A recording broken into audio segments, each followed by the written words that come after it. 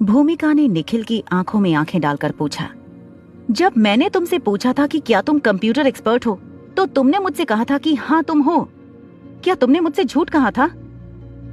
निखिल भूमिका की बात सुनकर काफी कंफ्यूज लग रहा था, मगर भूमिका की बातों का जवाब देते हुए निखिल ने कहा, अरे मगर मैं सचमुच एक कंप्यूटर एक्सपर्ट हूँ, मैंने तुमसे कुछ नहीं छुपाया। भूमिका की आंखों में गुस्सा बढ़ता जा रहा था। भूमिका ने अपने एक हाथ से निखिल का कॉलर कसकर पकड़ रखा था और पूछा, मैंने तुमसे ये भी पूछा था कि क्या तुम ही वो हो जिसने गुलेरिया ग्रुप ऑफ इंडस्ट्री को साइबर अटैक से बचाया था? निखिल ने इस बात का जवाब देते हुए कहा, देखो मैंने तुम्हें यह भी बताया था कि ये बात तुम किसी से कह नहीं सकती।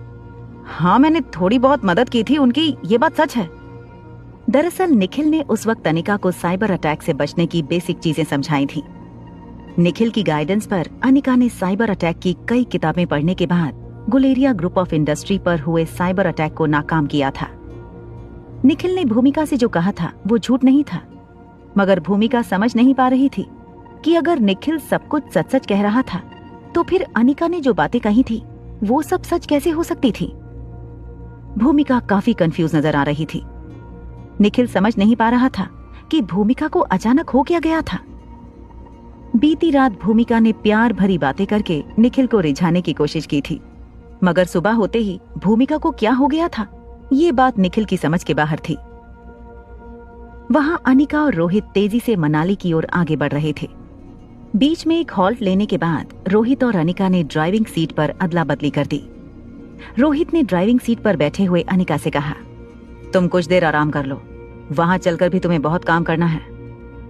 अनिका जानती थी कि रोहित की ड्राइविंग स्किल्स भी काफी अच्छी थी, इसलिए बेफिक्र होकर अनिका भी रोहित की बात मानते हुए पैसेंजर सीट पर बैठ गई और अपनी आंखें बंद करके लेट गई।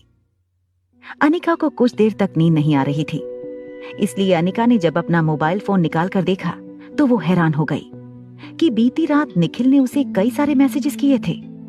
जब अनिका ने निखिल के मैसेजेस पढ़ना शुरू किया तो वो हैरान रह गई। निखिल ने अजीबोगरीब मैसेज भेजे थे अनिका को, जिसमें लिखा था, मैं सिर्फ तुम्हारी दौलत से प्यार करता हूं, मुझे तुमसे कोई लगाव नहीं है, दूर हो जाओ तुम मेरी जिंदगी से। अनिका इस मैसेज का मतलब समझ पाती उससे पहले अनिका की नजर निखिल की भेजी हुई एक तस्वीर पर पड़ी, जिसमें भूमिका और निखिल साथ साथ नजर आ रहे थे। अनिका अच्छी तरह से जानती थी कि भूमिका को हैंडसम लड़कों के साथ दोस्ती करना कितना अच्छा लगता था, मगर अनिका ये नहीं जान पा रही थी कि आखिर भूमिका निखिल तक पहुंची कैसे। अनिका ने निखिल को मैसेज करते हुए लिखा, तुम दोनों कैसे मिले और इतनी ज्यादा दोस्ती कैसे हो गई तुम दोनों के बीच में? इस बात का जवाब देते हुए निखिल ने लिखा, ये लड़की कह रही है वो तुम्हारी बहन है, क्या ये सच है? अनिका ने जवाब में हाँ लिख दिया। निखिल ने फिर से मैसेज करते हुए अनिका से कहा, हमने बीती रात साथ गुजारी, मैंने इसका बैज देख लिया था, ये लड़की पुलिस में है। क्या तुम मुझे बता सकती हो कि क्या ये लड़की कोई स्पेशल डिपार्टमेंट की ऑफिसर है?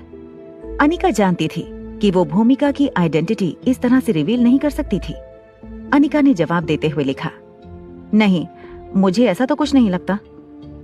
निखिल ने इस बात का जवाब देते हुए कहा, थैंक गॉड ये स्पेशल डिपार्टमेंट की ऑफिसर नहीं है। सच बताऊं तो वहां बेंगलुरु में मुझ पर एक मुकदमा हो गया है, किसी ने मुझ पर हैकिंग करने का मुकदमा किया है, इसीलिए मैं छुपने के लिए दिल्ली आया हूं। मुझे लगा कि ये लड़की किसी स्पेशल डिपार्टमेंट की ऑफिसर होगी और शायद भेस बदलकर मुझे पकड़ना चाहती है। अनिका अभी भी समझ नहीं पा रही थी कि आखिर निखिल और भूमिका के बीच में इस तरह का कनेक्शन कैसे हो गया था, मगर इस वक्त अनिका के दिमाग में और कई बड़े टेंशन चल रहे थे, इसलिए निखिल और भूमिका की बात को पूरी तरह से इग्नोर करते हुए अनिका ने अपना फोन अपनी छोटी सी बैग में रख दिया। रोहित ने गाड़ी चलाते हुए अनिका से पूछा, क्या हुआ, तुम अब तक सोई क्यों नहीं? अनिका ने इस बात का जवाब देते हुए कहा, जिंदगी में उलझन है कि कम होने का नाम ही नहीं ले रही। रोहित अनिका की इस बात का मतलब पूरी तरह समझ नहीं पाया था, मगर रोहित अनिका को बार बार पूछकर उसे डिस्टर्ब नहीं करना चाहता था। कुछ देर में अनिका की आंख लग गई और वो गहरी नींद में सो गई। जब अनिका की आंख खुली तो अनिका ने देखा कि वो लोग मनाली पहुंच चुके थे। रोहित कार तेजी से मनाली के पहाड़ी रास्तों से ले जा रहा था। ये रास्ते अनिका को काफी जाने पहचाने लग रहे थे। अनिका ने अपना सारा बचपन इसी शहर में गुजारा था। हालांकि गौतम गुलेरिया और मनीषा ने हमेशा ही अनिका को एक कमरे में बंद कर रखा था, मगर कई बार जब भी बलवीर सर अनिका की ट्रेनिंग के लिए मनाली आया करते थे, तब चुपके से अनिका बलवीर सर के साथ शहर घूमने जाया करती थी।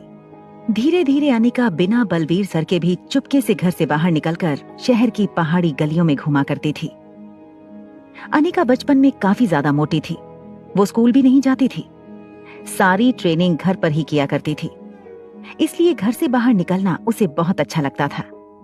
अनिका को आज भी याद आ रही थी वो हर गलियां जहां बचपन में अनिका ने घंटों अकेले बैठकर बादलों को देखा था।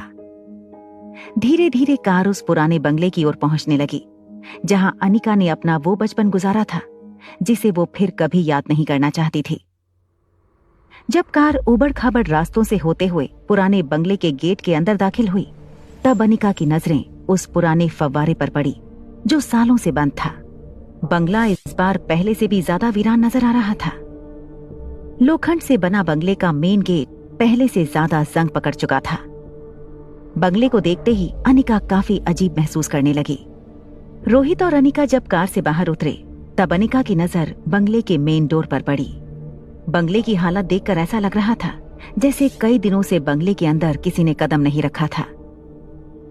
अनिका और रोहित जैसे ही बंगले के अंदर गए, कई सारे परिंदे एक साथ शोर मचाने लगे। जैसे ही रोहित ने अंदर आने के लिए अपने कदम आगे बढ़ाए, रोहित के कदमों की आहट से सारे परिंदे एक साथ यहाँ वहां उड़ने लगे। रोहित और अनिका ने किसी तरह उन परिंदों के बीच से रास्ता बनाया और स्वाति के कमरे की ओर आगे बढ़ने लगे। पूरा बंगला वीरान नजर आ रहा था। बंगले में कोई फर्नीचर नहीं था। मनीषा ने बंगले की हर चीज बंगले से निकालकर बेच दी थी।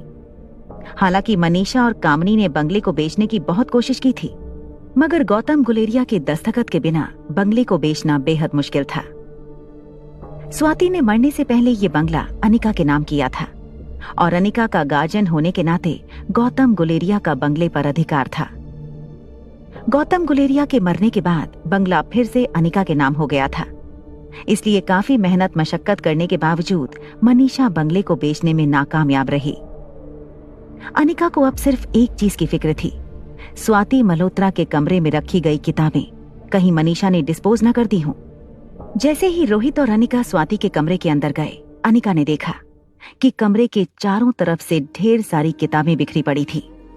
अनिका जान चुकी थी कि मनीषा ने इन किताबों में से कहीं कोई कीमती चीज ढूंढने की कोशिश की थी, मगर जब पूरे कमरे में उसे कोई खास कीमती चीज नजर नहीं आई, तो सारी किताबें अस्त व्यस्त करने के बाद मनीषा कमरे से निकल गई होगी।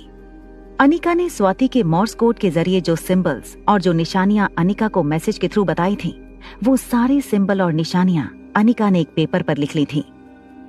मगर अनिका ये नहीं जानती थी कि मॉर्स कोड के जरिए स्वाति किस किताब की बात कर रही थी। ढेर सारी किताबों में वो कौन सी किताब थी जिसमें स्वाति ने V16 पावर ड्रग तक पहुंचने का जरिया बताया था। अनिका मन ही मन अपने सामने पड़ी किताबों के ढेर को देखती रही और सोचती रही कि आखिर वो कौन सी किताब हो सकती थी जिसमें वो V16 पावर ड्रग तक पहुंचने का रास्ता था।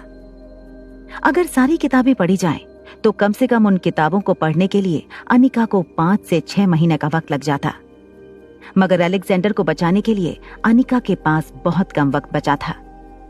मगर अनिका जानती थी कि स्वाति ने जरूर किसी ऐसी किताब में वो क्लू छोड़ा होगा जो किताब उसके दिल के बेहद करीब थी। अनिका कुछ देर तक बड़े ही ध्यान से सोचती रही कि आखिर स्वाति ने किस किताब में V16 पावर ड्रग तक पहुंचने का जरिया छुपाया था। अनिका ये समझने की कोशिश कर रही थी कि ढेर सारी किताबों में वो कौन सी किताब थी जो अनिका को पावर ड्रग तक पहुंचा सकती थी। तभी अचानक अनिका के दिमाग में एक बात बिजली की तरह चमकी। अनिका ने रोहित से कहा, मुझे नहीं लगता कि मेरी माँ का छुपाया हुआ क्लू इन किताबों में है। रोहित अनिका की बात सुनकर हैरान हो गया। अनिका ने रोहित को समझाते हुए कहा, मेरी माँ अच्छी तरह से जानती थी कि गौतम गुलेरिया किस किस्म का इंसान था। इतनी जरूरी और इंपॉर्टेंट चीज वो गौतम गुलेरिया के होते हुए इस घर में नहीं छुपा सकती थी, क्योंकि उसे इस बात का जरूर डर रहा होगा कि अगर V16 पावर ड्रग जैसी चीज गौतम जैसे इंसान के हाथ में लग गई तो क्या हो सकता था। इसलिए मुझे यकीन है कि इन सारी किताबों में वो क्लू कहीं नहीं शामिल होगा। अनिका की बात सुनते ही रोहित का चेहरा उतर गया था। अब उसे समझ नहीं आ रहा था कि आखिर स्वाति ने वो क्लू कहाँ छुपाया होगा।